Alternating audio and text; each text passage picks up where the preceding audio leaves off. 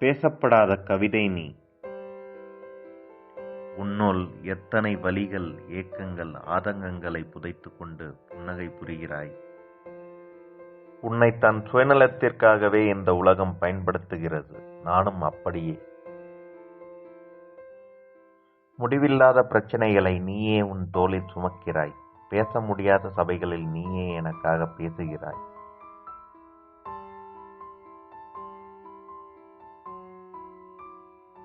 உன்னை என்னுள் நிரந்தரமாக்கிக் கொள்ள முடியாது. அவ்வப்பொழுது பயன்படுத்திக் கொள்கிறேன்.